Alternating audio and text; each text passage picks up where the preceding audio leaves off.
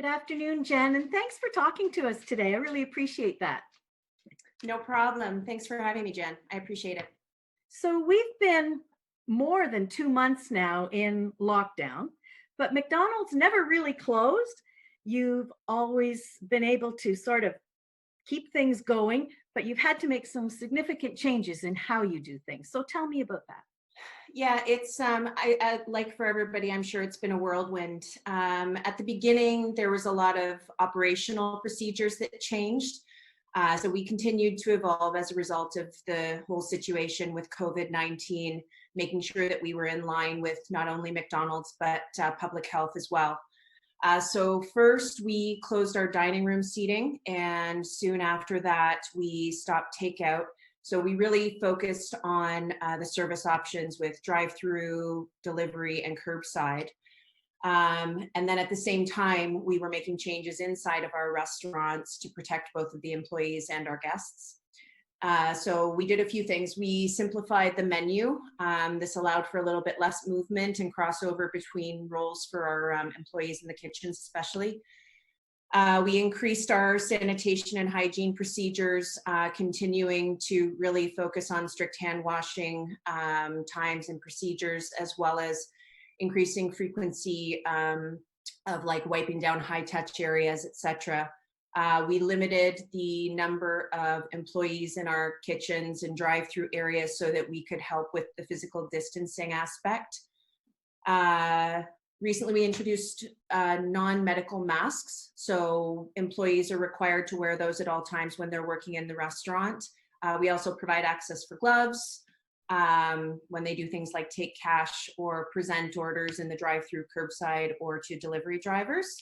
And we installed these pin pad sticks. I'm sure you've seen them around. Everybody's got their own version. I've used it. So those and some protective screens in our drive-throughs to protect the employee inside and obviously the guest on the outside.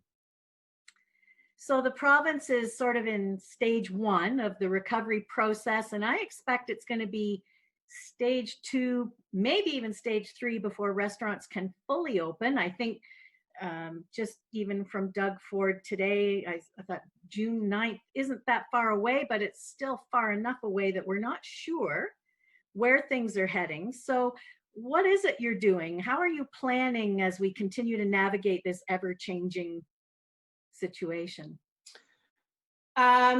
So a couple of things. So McDonald's Canada is preparing to welcome back our guests into the restaurants with the gradual reintroduction of takeout.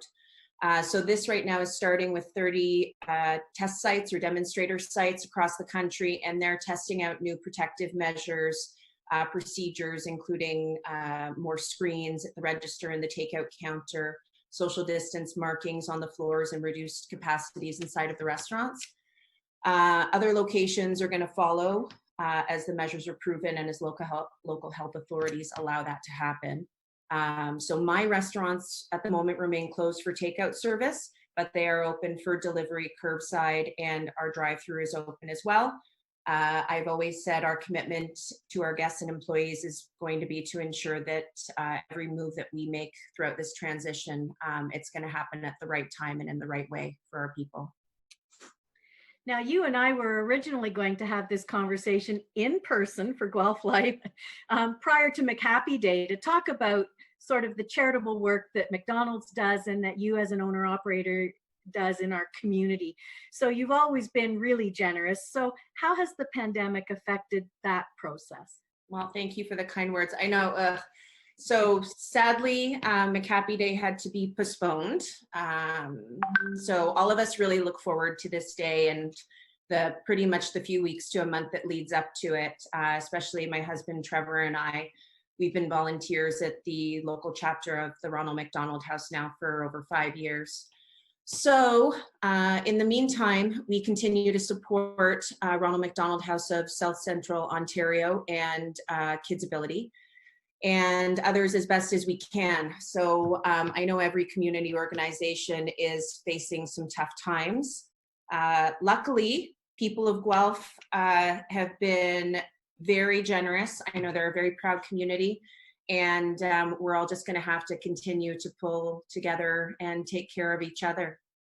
So stay tuned for more information, I guess. As soon as I get it, you'll be one of the first people that I get in touch with, for sure. So there are ways that we can still contribute to the charitable work that you do? Yeah, so so 10 cents from every Happy Meal still goes to the children's charity. 5 cents from every cookie goes to the charity. And then you're also able to donate. I mean, if you can leave your change in the coin boxes outside by the drive-throughs, or if you wanted to leave a donation, we can bring it in through our point of sale system.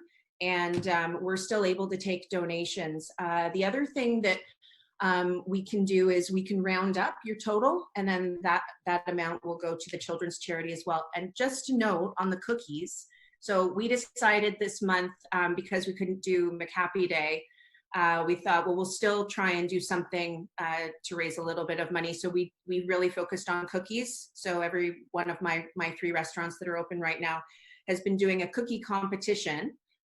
So 2 cookies for the price of 1 we've been offering to our guests, and we've been able to raise, as of this morning, it was $949.45. So I thought that was pretty cool. And of course, you could still go through the Ronald McDonald Children's Charity website. Yes. Yes, you can go through them directly, and they do awesome stuff. We recently, each of the restaurants, on behalf of each of our restaurants, we donated a meal to the families that are staying in the house. So there's a whole bunch of different ways. They also, I know our local chapter, as I mentioned, South Central Ontario, they're doing a program called Footsteps for Families. So you could go onto their website and find out more about that as well. And then just even within our own community, you've always been very generous. You've had the McDonald's end zone at the Nighthawks games, and you've supported other teams and organizations like Kids Ability in our community. Like you say, everybody's struggling, but there's still a way that you can support them, and we can as well. Yeah, so we love your support and that of the whole city when it comes time to ramp up our fundraising again. As I said, Guelphites are the most generous people that I have been able to have the privilege of knowing, and our McDonald's team here in the city are the hardest working, awesome group of people that I've had the pleasure to work with. So we're committed to raising and donating again as soon as we can. And obviously, you know, when the people of Guelph are ready and able to, we hope that they're going to do the same. Perfect. So let's just remind people that your 3 standalone restaurants here in Guelph are still open and there to keep customers fed and happy. And anything else you want to tell us? We're still offering the free beverage for emergency workers. So come on by and see us. We don't have any local social media or website, but I encourage, if you don't have the McDonald's mobile app, then I encourage you to download it. It's a great way to order, and there's some really great coupons on there as well that you can take advantage of. And you can always ask me if you see me in one of my drive-throughs or running out some pull forwards or curbside orders. You can ask me or one of my people for updates about what's happening.